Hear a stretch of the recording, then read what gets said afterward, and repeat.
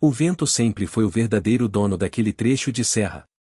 Ele vinha descendo com força pelas encostas de Itambé do mato dentro, batendo nas casas como se testasse, todos os anos, quais delas ainda tinham coragem de ficar em pé. Para muitos, era só mais um incômodo inevitável. Para outros, um aviso permanente de que a natureza não fazia concessões. Mas para Jonas Ribeiro, o vento era um problema técnico, se problemas técnicos, segundo ele, só existiam até alguém encontrar a forma certa de resolvê-los. Jonas não era engenheiro formado. Nem precisava. Cresceu vendo pai e avô levantar em casa com régua de madeira, fio de prumo e sombra do sol. Desde pequeno, observava as coberturas que resistiam à ventania e as que saíam voando como papelão. As mais fortes nunca eram retangulares. Sempre tinham algum recuo, algum canto quebrado, alguma geometria menos óbvia. Aos 16 anos, Jonas já rabiscava formas estranhas no caderno da escola enquanto a professora explicava geografia. Hexágonos, octógonos, dodecágonos. Ele dizia que vento batia melhor em parede que não era parede, mas curva disfarçada. Ninguém entendia. Riam, chamavam de maluquice de menino. Anos depois, trabalhando como ajudante de pedreiro, voltou a falar disso. Comentou num almoço que casas muito angulares só pegavam vento igual vela de barco e que o ideal seria quebrar as direções principais. O pedreiro-chefe riu, quase engasgando com o arroz. Vai fazer casa redonda agora, Jonas? Aqui é Minas, não é tribo antiga. O assunto morreu ali, afogado em deboche. Mas a ideia não morreu. Aos 28 anos, herdou um pequeno terreno no alto da serra. Solo firme, vista linda, vento cortando dia e noite. Era o local perfeito para provar algo que ele carregava guardado desde a adolescência. E foi assim que, numa manhã de agosto, Jonas chamou 3 vizinhos para ajudar a marcar o chão. Chegaram com trena, estacas e martelo, se ficaram parados uns bons minutos tentando entender por que ele havia desenhado 6 lados iguais no chão. Que isso, Jonas? Perguntou Celso, o mais falador. Vai criar abelha? Fazer colmeia? Casa. Jonas respondeu sem se alterar. Os homens se entreolharam, já rindo antes de qualquer explicação. Jonas desenhou no chão a distribuição do vento na encosta, mostrou como ele desviava para cima e para os lados, explicou a ideia de reduzir incidência frontal e distribuir esforço estrutural. Mas quanto mais falava, mais riam. Ô Jonas, disse outro, com sarcasmo amigável. Você complica demais. Parede reta resolve tudo. Se o vento bater, segura. Se bater mais forte, segura mais forte. É só fazer direito. Jonas apenas sorriu. A vida inteira tinha ouvido isso. É só fazer direito. Como se fazer direito significasse nunca tentar nada novo. A obra começou ainda sob zombaria. Ao invés de vigas formando ângulos de 90 graus, Jonas mandou cortar tudo em 60 graus. O carpinteiro reclamou, dizendo que aquilo não encaixava na cabeça, muito menos nas mãos. As colunas internas foram posicionadas também em hexágono, criando um esqueleto equilibrado, quase simétrico demais para o gosto da vizinhança. Mas Jonas sabia o que estava fazendo. Uma estrutura hexagonal distribui carga melhor, responde diferente ao esforço lateral, diminui pontos de concentração de tensão. Ele explicou isso no bar, certa noite, e os homens riram tanto que o dono precisou pedir silêncio. O telhado foi a parte mais criticada. Em vez de 2 águas, Jonas planejou 6. Parecia um chapéu estranho, exagerado, quase cômico. Mas era pensado, em qualquer direção que o vento viesse, encontraria uma superfície inclinada, nunca uma parede enorme contra a qual pudesse empurrar com força total. Tudo seria dissipado antes de virar dano. Era como o casco de certos animais que desviam ataques sem brigar de frente. As vigas foram erguidas sob olhares de desconfiança. As ripas, pregadas com aquele misto de paciência e precisão que Jonas sempre carregou. Quando o telhado ganhou forma e a primeira chuva caiu sobre ele, fez um som diferente, quase musical. A água escorria por 6 direções, suave como se entendesse o desenho. A vizinhança, claro, achou estranho. Diziam que não dava para morar em uma casa o que parecia tampa de pote de biscoito. Quando chegou o momento de fechar as paredes, Jonas escolheu uma combinação incomum de taipa leve reforçada com eucalipto tratado. A taipa amorteceria a vibração. O eucalipto criaria tensão flexível, permitindo que a parede cedesse milímetros sem rachar. Quem passava na estrada olhava aquilo com pena, achando que ia cair antes da pintura. No final de novembro, a cabana estava pronta. Hexagonal, sólida, bela na estranheza. As crianças diziam que parecia coisa de desenho animado. Os adultos diziam que parecia coisa de doido. Mas Jonas, pela primeira vez, dormiu em paz. Ele sabia o que tinha construído. E então veio dezembro. O dia começou abafado, pesado, com um silêncio estranho que sempre antecede algo ruim. O vento, que normalmente vinha em rajadas, estava parado. As nuvens, densas. Os pássaros, escondidos. Os mais velhos sempre diziam que o vento só se acalma assim quando está preparando força para voltar gemendo. E ele voltou. Primeiro, um assobio forte, depois um rugido. Em poucos minutos, a serra inteira virou um corredor de vento. As folhas arrancadas voavam como navalhas. O telhado da casa de Dona Sebastiana levantou e bateu de volta como porta mal fechada. A varanda de Celso balançava a ponto de soltar os parafusos. Árvores novas entortaram até quebrar. Chovia pouco, mas ventava como se o céu estivesse soprando a montanha inteira para longe. E no meio da tempestade, a casa hexagonal de Jonas estava lá, imóvel como rocha. O vento vinha do sul, o telhado desviava. Virava para leste, desviava. Investia de oeste, dissipava. Nada fazia a estrutura tremer. Por dentro, Jonas sentia apenas leve vibração, como se estivesse dentro de um navio firme. A casa respondia ao vento, não resistia contra ele. E isso fazia toda a diferença. Enquanto 3 casas perderam telhas, uma perdeu parte da parede e outra ficou torta, a cabana hexagonal permaneceu intacta. Quando o vento finalmente cessou, o vilarejo saiu às ruas para avaliar os estragos. E foi impossível ignorar que apenas uma casa tinha permanecido perfeita. A de Jonas. As pessoas se aproximaram em silêncio, algumas com vergonha, outras com espanto. Celso foi o primeiro a falar. Jonas, seu trem aguentou bonito, viu? Outros concordaram com a cabeça, ainda incrédulos. A casa que eles chamavam de uma maluquice geométrica o tinha resistido ao pior vento da década enquanto as tradicionais tinham falhado. E foi ali, naquele fim de tarde ainda úmido, com telhas espalhadas pela rua e galhos partidos no chão, que Jonas entendeu algo simples. A zombaria sempre chega antes da admiração. Mas a admiração chega. Quando o vento finalmente se retirou da serra, deixando para trás telhados arrancados, muros caídos e galpões tortos, Jonas abriu a porta de sua cabana e caminhou devagar até o terreiro. Empurrou com o pé algumas folhas acumuladas, olhou para cima e viu cada uma das 6 águas do telhado exatamente no lugar onde ele havia calculado meses antes. Nem uma telha fora do alinhamento. Nem uma ripa instalada.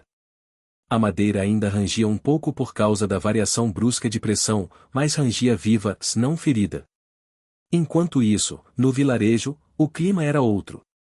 Seu Dimas tentava recolocar o portão que o vento havia dobrado como papel. Dona Sebastiana chorava ao ver parte da parede da cozinha no chão, espalhada entre panelas. 3 famílias haviam perdido quase tudo que estava na varanda, ferramentas, roupas estendidas, até gaiolas de criação. Era um cenário duro, marcado pela lembrança recente da tempestade. E foi nesse cenário que as pessoas começaram a subir a ladeira até a casa de Jonas. Primeiro vieram 2 crianças, que sabiam que a cabana tinha uma vista boa para ver os estragos. Depois, vieram Celso e seu irmão, carregando telhas quebradas só para comparar o tamanho das que tinham voado com as que nunca se moveram. Aos poucos, uma pequena multidão se formou diante da construção. A expressão deles não era de deboche. Era de espanto. Jonas, disse Celso, segurando o chapéu na mão como quem pede desculpas, se aquilo que você falou do vento, você já sabia, né? Jonas não disse nada. Caminhou até o lado sul da cabana, passou a mão pela parede de taipa reforçada e marcou um ponto com o dedo. O vento bateu aqui primeiro. Sentiu a inclinação e subiu. Depois espalhou para as outras faces. A força nunca se concentrou num só ponto. Alguns a sentiram, compreendendo pela primeira vez. E por dentro? Perguntou Dona Sebastiana, enxugando o rosto. Balançou muito? Quase nada, respondeu Jonas. A vibração se distribuiu. O formato faz isso. O grupo circulou a cabana como se observasse uma espécie de criatura rara, algo nascido do barro, da madeira e de alguma lógica misteriosa que ninguém tinha aprendido a respeitar até aquele dia. Um dos vizinhos mais críticos, conhecido por nunca perder oportunidade de zombar, perguntou: "E se o vento viesse ainda mais forte?" Jonas sorriu. "Melhor ainda. Quanto mais vento, mais a forma trabalha a favor. O hexágono não luta contra ele. Conversa com ele." Aquela frase ficou martelando na cabeça das pessoas enquanto se espalhavam para reconstruir o que podiam.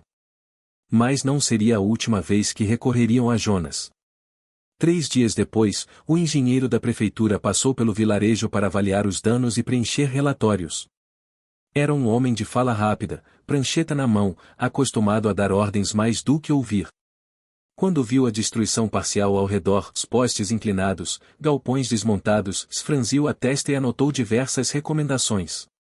Mas quando olharam a casa de Jonas, o engenheiro parou como se tivesse levado um susto. Ele circulou a cabana 2 vezes, mediu ângulos, encostou o ouvido nas paredes, examinou o telhado. Depois chamou Jonas para conversar.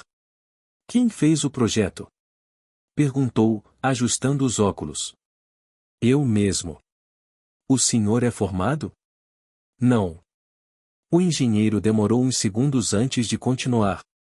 "Sabe que isso aqui não é comum? A maior parte das construções tradicionais colapsou por concentração de pressão lateral. O vento encontrou um obstáculo grande demais e empurrou até achar ponto fraco. Mas essa sua casa não ofereceu parede certa para o vento empurrar. A geometria distribuiu o impacto como se fosse uma cúpula achatada." Outros moradores ouviram a explicação de longe, como alunos em aula improvisada. "Isso aqui é", o engenheiro procurou a palavra, "engenhoso. Muito engenhoso." Ninguém nunca tinha usado essa palavra para descrever Jonas. E foi naquele exato momento que Celso, ainda sujo de barro das reconstruções, comentou: "Eu falei para ele que parecia cabana de abelha. Agora acho que é de abelha mesmo, forte, organizada e quase impossível de derrubar." Risadas leves surgiram, mas desta vez, sem zombaria. Na semana seguinte, algo surpreendente aconteceu. 3 famílias procuraram Jonas pedindo ajuda para reconstruir mantendo aquele formato diferente. A princípio, queriam apenas reforços. Depois, pediram desenho. Alguns dias mais tarde, vieram buscar orientação sobre corte de vigas em 60 graus. "Você pode fazer uma planta simples pra gente?" perguntaram.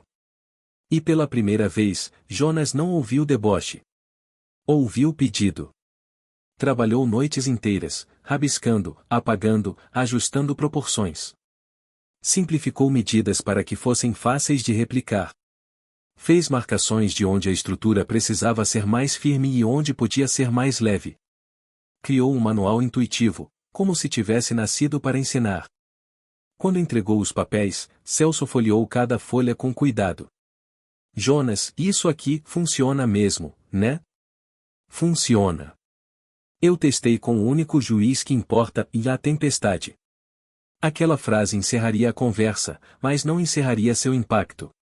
O tempo passou. A reconstrução avançou.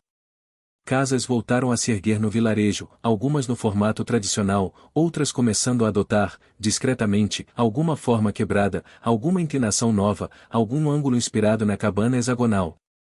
Ninguém assumia abertamente que estava copiando Jonas. Mas todo mundo estava. E no fim de janeiro, quando outra ventania forte soprou sobre o vilarejo, ainda que menor que a primeira, muitos ficaram olhando para suas novas paredes, observando como a força parecia diferente, menos bruta, mais desviada, mais suave, como se finalmente tivessem entendido algo que o vento tentava ensinar havia anos. Essa foi a segunda vez que o vilarejo aprendeu com Jonas. A primeira foi rindo dele. A segunda, agradecendo em silêncio. Com o tempo, a casa hexagonal deixou de ser apenas a maluquice de Jonas e virou ponto de referência. Era comum ouvir alguém dizer ouvir à direita depois da casa de 6 cantos ou o mar que encontro perto da cabana que não mexe com o vento. A estrutura, antes estranha, agora parecia naturalmente encaixada no terreno, como se tivesse crescido dali em vez de ter sido construída. Mas foi só no final do verão que Jonas percebeu o quanto sua ideia tinha se enraizado. Naquele dia, o vilarejo recebeu a visita de um pesquisador da Universidade Estadual. Ele havia sido avisado pelo engenheiro da prefeitura, que escrevera um relatório citando a cabana hexagonal resistente à tempestade. O pesquisador queria ver de perto. Era um homem calmo, de fala baixa, mas com aquele olhar de quem está anotando o mundo inteiro por dentro. O senhor pode me explicar por que escolheu exatamente um hexágono? Perguntou, abrindo um caderno grosso. Jonas hesitou. Mesmo com toda a repercussão, ainda não estava acostumado ao interesse formal. Por que 6 lados dividem melhor o vento? E por que 3 pares de forças opostas equilibram a estrutura? Não existe parede mestra levando tudo sozinha. Cada lado recebe um pouco, devolve um pouco, repassa um pouco. O pesquisador ergueu as sobrancelhas, impressionado. O senhor estudou isso? Estudei o vento, respondeu Jonas.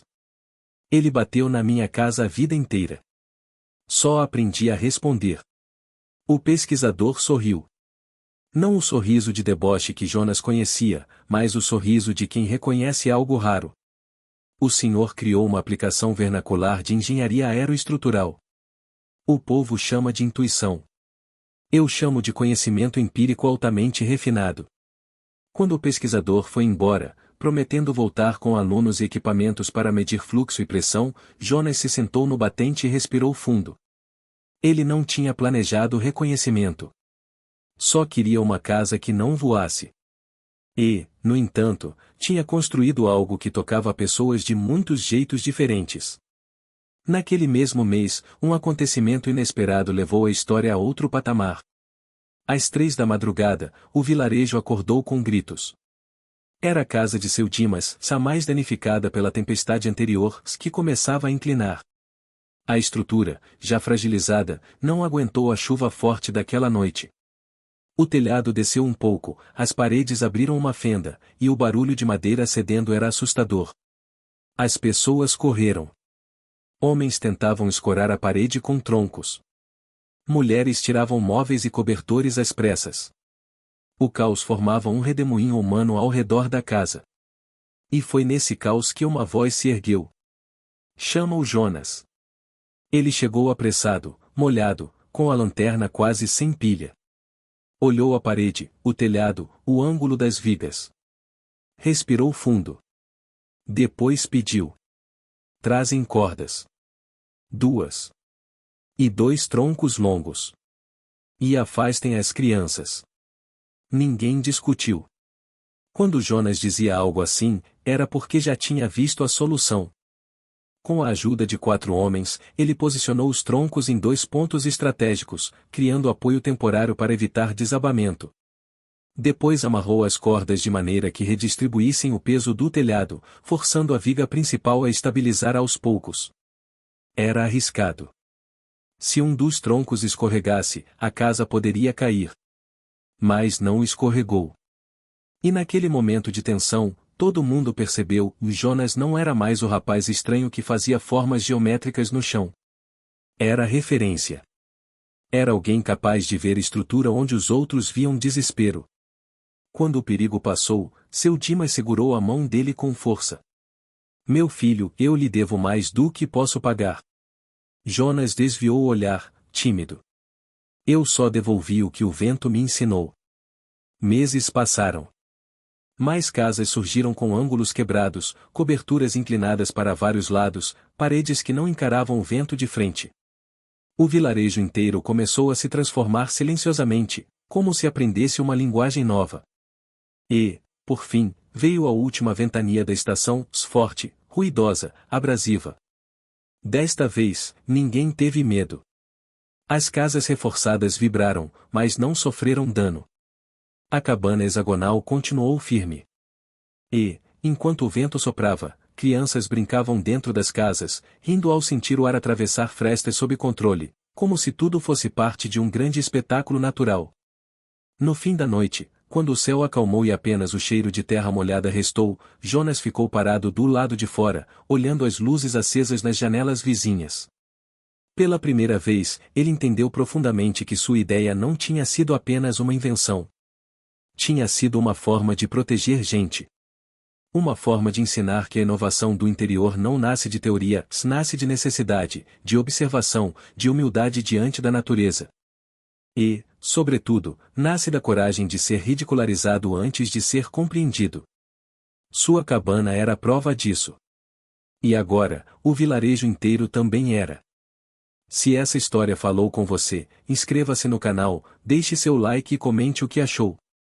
Aqui, cada invenção simples do interior guarda uma lição que o mundo moderno insiste em esquecer. Se você faz parte dessa caminhada,